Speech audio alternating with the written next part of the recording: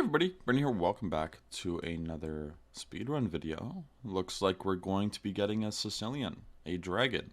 So they play bishop c4, so we could play knight c6, or we could play g6. I like knight c6 against bishop c4. There's also e6, but since we're playing, or since we want to play dragon setups, e6 isn't really as good. So I'm just going to stick with knight c6. And the idea is if like queen h5 or anything, then then we continue our game. So okay, knight f3. I think it's time for g6. If knight g5, we have knight e5. Again, since we're playing these dragon setups, I really want to avoid e6, unless it's absolutely necessary. d6, and again, very important, we do have this knight e5 move. So congratulations, we have gotten a dragon setup, and it's a closed Sicilian. So in the closed Sicilian, it's quite good to get a dragon setup. So in these positions, we're going to want to do a few things. We're going to want to expand on the queen side. For example, I'm going to be playing rook to b8 here, and try to expand on the queen side anyways. And there's a few reasons why. First off, where is our pawn structure facing? If we look at the structure, we can actually see, when you look at your central pawn chain, it's normally going to face some way. If it doesn't, that means you can maybe just play on either side. But if it does, like this, it's kind of like an arrow. Rook b1 doesn't make too much sense. They should have kept their rook on a1, where they have the open file. Here we're just going to play b5. And as you can see, the more that we open this side of the board, the more this bishop starts to make a lot more sense. So I would like to play b4 here as well. And the purpose of b4 is if they ever take, I'm going to take probably with a piece, making it harder to play d4 in the future for them, which is one of their best ideas in the first place. And also, it opens this bishop up even further. So, let's see, bishop to a4. There's two ways to play. There's queen c7, and there's bishop defending. I guess we could move the knight, but I'm not really sure where. I'm a bit of a bigger fan of playing something like queen c7. And the reason why is mainly because I want to play bishop a6 to target this pawn and see what they do. For example, c4 would be bad for them. d4 is not possible. Defending it is very passive and would be nice. So I'm going to go with queen c7. So the goal here that I should probably mention is for the next few games, actually, what I'm going to do for calculation when we get to a calculation point is whenever our opponents are making a threat, we're going to, of course, respond to it. And we're going to do something else as well. I'm going to take with the rook here. This preserves our structure and creates a target. So one thing to mention, I think just bishop to a6 looks strong here. I keep losing my train of thought because my opponent's playing very, very good moves. So I could just take on d3. This one's a pawn. So whenever you're at a point, I would say this is useful for anyone under like 1500 even. Whenever you're at a point where you have to start calculating things, worry less about threats that are later on. So if your opponent is threatening a thing right now, deal with it, right? It's a calculation thing that you can deal with because the threat has been made already. Like here, even if they didn't play it, you can see that, okay, bishop a3 is a reasonable move. So whenever you're calculating a line, look at checks and captures mainly, because threats can be ignored. So, and threats are also hard to find, especially it's hard to evaluate when they're good or not. one thing that I've noticed when I work with some students is when I tell them just to ignore threats and just focus on checks and captures, their calculation gets much, much better a lot quicker. And there's a good reason for that. So let's just do some calculation based on ignoring the threat and just focusing on checks and captures. So there's only captures here. Captures, captures, and then we can capture, and they're still hit. But, okay.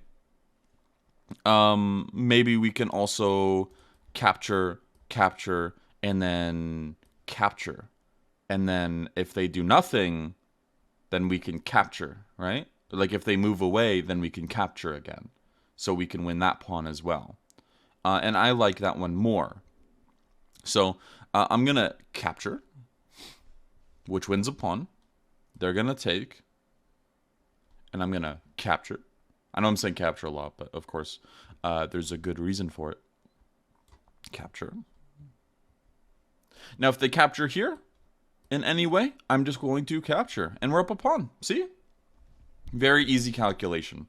You don't have to expend yourself in crazy ways to find good tactics and find good results.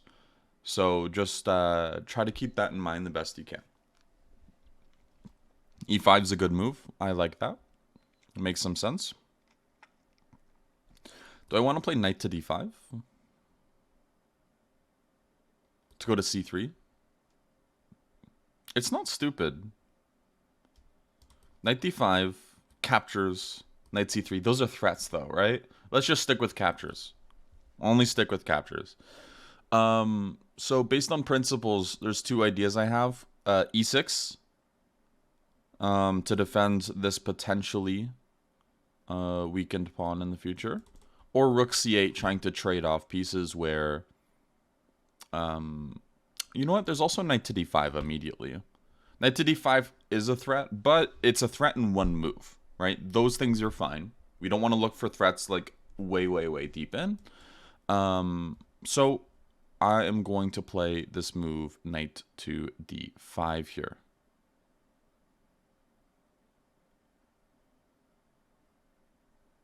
Yes.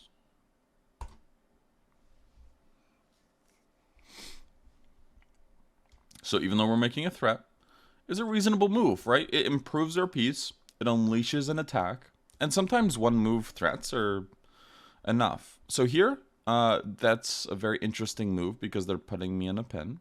So there's two ways I can respond to it. There's e6 to defend, or there's captures, where after captures, I can plant my knight there. But I feel a little bit more comfortable playing this move, just defending. Just a little bit more comfortable. But very good move from my opponent. It's very active, and that's what they should do when they're down material, is they should maintain as much activity as they can. Okay.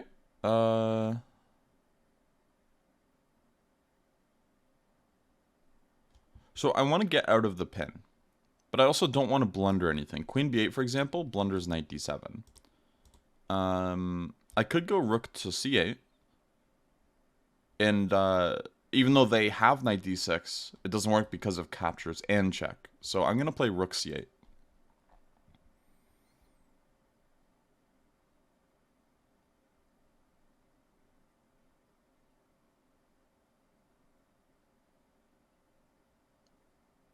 Yes, so they missed this move.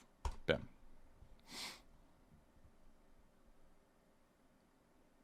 And then I'll just go queen c7.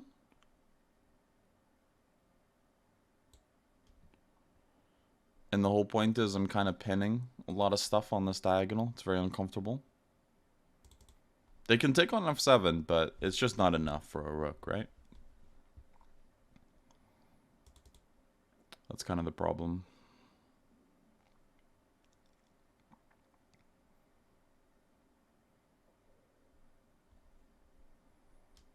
Let's see here.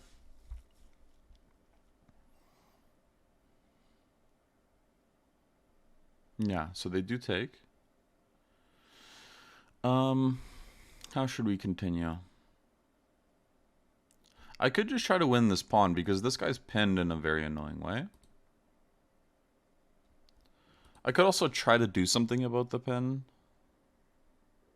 Like, if I can add another attacker, that'd be cool. But it's kind of difficult too. So, I'm not going to worry about it. We're just going to go for material. Or we could go rook c2.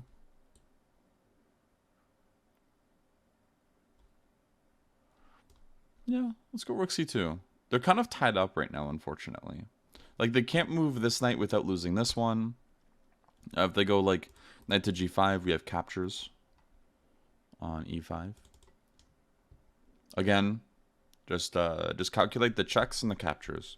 Because those moves, like, checks are always forced. Like, as in, your opponent has to respond to them, so there's no other way to deal with them.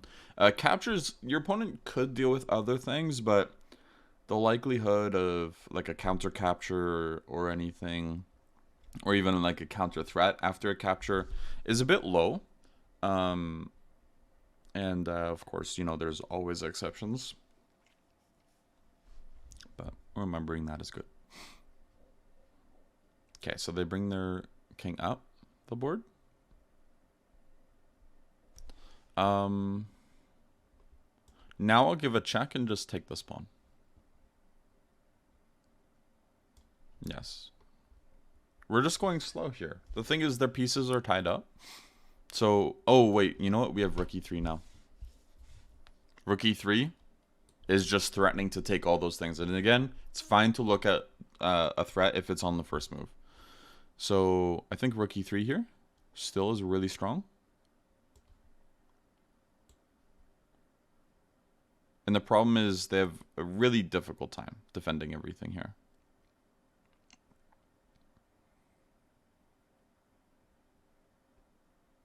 So queen d4. And now they're in a pin like this. Oh, okay. Don't think that works. Queen d4 was their best choice, but then they're in a pin on this diagonal. That diagonal. All right, and we will take on e5 with the queen. Just bring our pieces into the attack, and our opponent ends up resigning. So let's check that game out, yeah? So there's some interesting things to mention there. And hey, 0 mistakes, 0 blunders. And that's good. Because all we did was we simplified things. We didn't try to go crazy with our calculation. We didn't try to do things that make it unnecessarily complicated. Like, it's very easy to be like, oh, I make this threat, then they make that threat, then threat, all the way down like a really unforcing line that's extremely unlikely to happen. Not impossible, just unlikely. So, looking at one move threats is a good thing. You should always be aware of if your opponent's threatening to win a piece by forking them or something. These are important. However, the likelihood of something being like a threat and then a threat again, like 2 moves away and being unstoppable, is a bit more unlikely. Of course, sometimes you do need to be a little bit careful. I can think of one right now, honestly, after like c5. If your opponent's being silly and they play something like,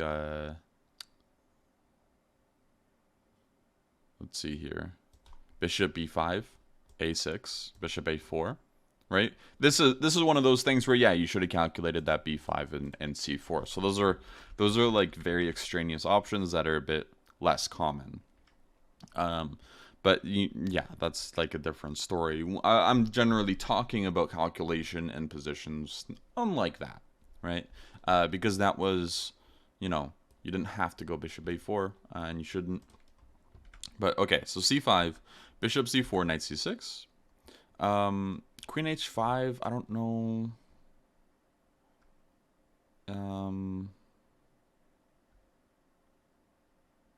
I guess e6. E6 is kind of forced now, right? Because we do need to stop the mate threat, and we do need to defend the pawn. So, unfortunately, we can't go into a dragon if they play queen h5, but that's no big deal. So, queen f3, or knight f3, sorry. g6, c3. So, one good thing to calculate as a threat is what if they go knight g5? This is a one-move threat, and that's fine. So here we can calculate, we just need to defend this pawn. So there's a few ways to do it. We can play e6, which isn't the end of the world if we play e6 and g6, but we would like to avoid it. Or we can go knight to e5, which is a counterattack. So that's entering territory where, like, okay, maybe we don't need to calculate that, and we can just see, okay, I can just defend it with e6, right? But when you get to the position, if you see another way to defend it, even better, right? Because even if you play something like e6 here, even though this is kind of a concession, because as you can see, these squares become super weak, the thing is your opponent's wasting a lot of time. They'll eventually have to bring their knight back, and that's a bit of a problem for them. They don't want to do that. So that's something that we can kind of be happy about. Like if they play d3 or something, we just keep developing very naturally, and eventually we'll just play h6. We'll kick their bishop. If queen f3, we don't really care, just castles. Or we can even just play h6 now, just to be safe. Boom, boom, and castles. And again, yeah, like this is a fine position. And the only reason I didn't play knight f6 is because of e5. And again, it's fine to look at threats if they're like one move deep. Anything deeper, it's just unnecessary. So c3, bishop g7, d3. Unfortunately, we haven't seen any of these d4 things yet, which are going to be Alpin Sicilians. So, for example, d4 takes. You will see this in the Alpin quite a bit. And this is what Dragon players should be extremely afraid of. The Yugoslav attack, I mean, sure, I guess there's some reason to be afraid of it, but generally Dragon players are playing it because they're fine with it. So I really wouldn't consider that to be your biggest fear. I would say the Alpin, like these setups with the pawn on e4 and d4, and sometimes if you play d5, they play e5, that's the biggest thing that can give black some headaches. So be aware of that, and we will be discussing it as soon as we get them in a game. So d3, d6, knight bd2, knight f6, h3, castles, a6. And again, a6, we're just going for a queenside expansion, right? I guess the one thing to point out in this game is I tried to keep the calculation extremely simple. So it might not seem simple here to calculate bishop takes d3, bishop takes b4, bishop takes b1, and either they move their bishop and we take e4, or they take our bishop and we take their bishop back. But ultimately that wins a pawn, and that's not too long, right? So 1, 2, 3, 4, 5, right? But those are all forcing, right? We're not looking for threats. So that's something to keep in mind. If instead we try looking for threats and everything, then it gets way too complicated way too quickly, and there's moves that probably aren't as much of a concern as you'd think, but you still are kind of scared of them because, you know, you want to be careful. So yeah, just calculate those options first, and keep things uncomplicated, because one thing that I was about to do was after captures, I was going to recapture, and I have the threat of taking. But you know what's wrong with this? Rook c1. So I was actually in my head thinking, okay, you know what? I'm going to do the captures. Oh, wait, I can capture on b4 first, and then I can take one of the rooks. But no, rook c1 attacks my queen, right? So when I tried making a threat and trying to be fancy down a calculation line, that's what could happen. However, again, if I just go captures, then we're all good. So keep that in mind. Be very careful with your calculation, and just focus on those checks and those captures if you're looking at a longer line. Thanks for watching, and I'll see you next time. All right, bye-bye.